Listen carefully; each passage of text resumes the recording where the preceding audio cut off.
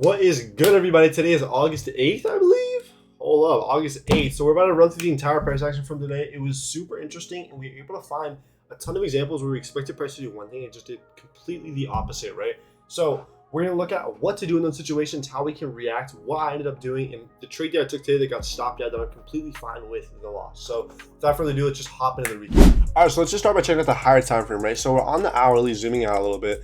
We see this entire range in which we went ahead and kind of created after that FOMC manipulation or distribution. And then from there, we've just been slowly climbing back to the upside. In my opinion, this has all been looking at generating liquidity, right? So I was waiting to see the point at which we could expect to reject would be maybe this change in the state right here. Could be equilibrium with this range, which was right tapped with this one, right? So I was expecting to see some kind of rejection on this point, right? So looking, once we tapped into that point yesterday, we went ahead and dumped. So this was yesterday's price action where we just completely dumped, right?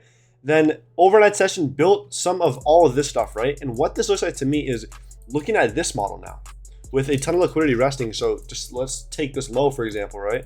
Liquidity resting right here. We now see displacement back inside the range. This becomes our change in the state of delivery. We see SMT at the high over here. So we'll just go ahead and mark that out like this. And of course, I'm just going to be looking at ES right now because in my opinion, it was much clearer and a lot cleaner than NQ, right? So we hit our point at which we wanted to react off of. We went ahead and made a change of state with delivery with a ton of displacement, right? We go ahead and we slowly rebalance up. Then in this area, what we do is we come back, tap that change of state, tap the equilibrium. So you can look at a really great hourly sell model, right? All the way down to these lows. So taking this to right here, right? This is where I'm expecting price to go. It looks really clean in my opinion, right? So I wake up, and right when we wake up, we see this SMT put in at that area in which we expect to reject. We know that SMTs only matter if they're at an area in which we expect to reject, right? So when we go to that area which we expect to reject, which is that change of state, the equilibrium, we will see something, and we see that SMT, that's a really great sign that we could potentially want to go ahead and see that become some kind of manipulation to go ahead and push us lower. So looking, we see right after that SMT is put in displacement back inside this range. Now this is the exact same thing that we just looked at in this higher time frame with the displacement back and the pullback, except it's on a lower time frame, right? So all this general liquidity, displacement in the range, and then we see a slow pullback to expecting to see some kind of inefficiency right here, getting tapped and delivering us lower. So all I'm looking to do is wake up and take some kind of 1 minute model to go ahead and take this low right here. So number one, take profit. And then number two, take profit. And then maybe some kind of number three, take profit, number four, take profit. That's all I'm looking to do. And it'd be super, super simple if this model want to play out, right? So let's see why I didn't take a loss here, because I actually reacted to the market. So looking in my opinion, that read was 100% perfect. Like it was super great narrative. I saw everything I wanted to see that play out. However, it just didn't happen, right? So if we look right on open, we start pumping, right? So we go ahead and we take these highs within, where do we take these? Right at 940, right? So at 940, we'd be pretty much pumping, right? And I wanted to see one of these become the last manipulation leg to go ahead and push us lower. We put in an SMT on this point. I really wanted to see this hold as our SMT, giving us like a ton of, like, this was a really great setup so far. I wanted to see displacement through this level, which would become our 1 minute change of the state. And then from there, I would take a short to the downside. So short to the downside, something like this, stop at the high, first take profit, second take profit, and then we run from there, right? We never got the change of the state, so I never took the trade. I was able to protect myself from taking a loss here because the trade never even presented itself, right? So stuff like that is what we can do to make sure that we never have to take dumb losses like that. So then I just simply watch. And if we look at the pattern the market's been in the rest of the week, right, we've kind of been setting up some kind of overnight play, right? And then in the morning, we just go ahead and disrespect it, and we just pretty much do nothing with it. So it's been a ton of confusing, choppy price action. So we're just trying to survive in these times, right? We're waiting until we understand what the market wants to do before I go ahead and take a trade. So after the market starts rocketing, I'm like, all right, yeah, we're definitely not manipulating. We completely ran this high, displaced through it. We're looking like we're going to go to this high or maybe even the other high, right? So marking this on the chart, what I end up seeing is I'm waiting. 1050 macro is my last chance that I could potentially enter in a long, right? And as well, at that point, we had seen that we pretty much want to go take this high. And NQ already had taken this high right at 10 o'clock, right? So 10 a.m. So at that point, we put in an SMT. So it's look, we put in that SMT right at 10 a.m. And then we continued higher. So in my opinion, especially with the bigger time frame draw, This was Six Sister. This wasn't an SMT that's a manipulation to go ahead and push us lower. However, this was Six Sister in my eyes. So the way I saw it was that this was going to become some kind of this was going to be a lagging index, so we could potentially see a retrace and then displacement to the upside, right? Exactly like we saw here. So what I'm waiting for is I'm waiting for to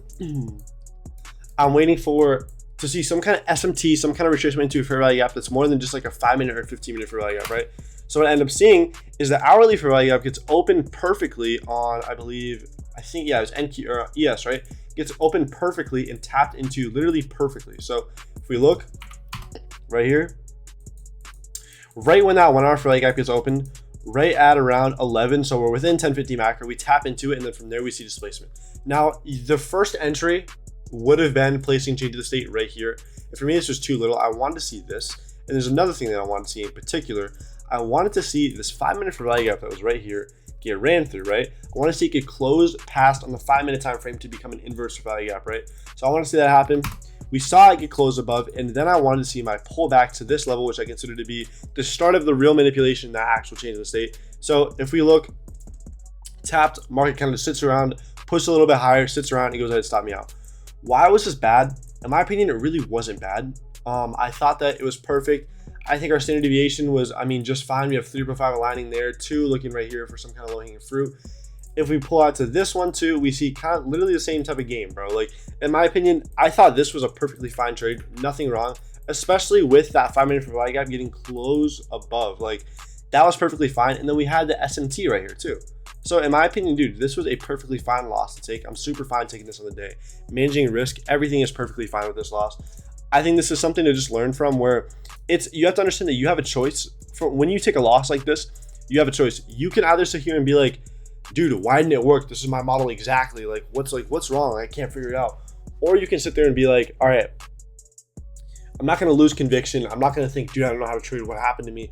I'm just going to simply sit here and understand that these losses are what make the wins happen. Because when you understand statistics, it's going to be like win, win, win, loss, loss, win, win, loss, win, loss, right? Like, the losses are going to be in there because say you have a 70% win rate, you are going to lose. And there's nothing about that. You should be happy when you see those losses on this consistent of a time frame, where you see your equity curve still rising, right? Every time you see a pullback, be excited, because you understand that you will continue to grow this account and it will continue to happen only if you follow the system. So when you follow the system and you take a loss, there is nothing to be mad about, because that's what your job is to follow the system. And when you do that consistently on a day-to-day basis, that's when you see growth as a trader, because you've chosen, I'm going to follow my system. I'm not going to wait for anything else that, is this or that, or not what I want to see, or anything like that. I've chosen to follow my system, and I'm not going to be changed by anyone's outside's opinion. I'm just going to follow my system. I don't care how long it takes, but I'm going to make it happen. That's the type of maturity that we have to have in this game, and that's why I can take a loss like this and not care at all. So I hope you guys can learn something from this video, get some great price action analysis out of this. In my opinion, the week's over. I'm expecting to see, we have to see what the new week does when it opens up. However, I'm expecting to be bullish from here on out, unless we want to sweep this high, even make some kind of SMT would be nice, and then go ahead and see real displacement past a low like that. Then we get some kind of slow work back, and then another internal model trade right here, leaving for runners to there. Like, this is what I'd want to see happen sometime in the next week.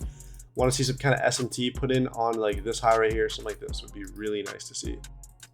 But I understand that's probably not going to happen, and we have to watch what the market gives us. We can't predict, can't make anything. Like, I'm literally just creating a narrative in my head right now. Like, this is not going to happen. I don't even really think it will happen. This is just what my trading dream would be, because there's a lot of opportunity in this downside and all of this pullback, and right here there's opportunity in this pullback, and then all of these minor pullbacks, there's a ton of opportunity to hop in on one of these and leave it for runners to the downside. So that would be my opinion of what I really want to see would be the best thing for price to do. So without further ado, I'm gonna let you guys go. Thank you all for listening. I hope you guys can learn something to level up your analysis, level up your psychology.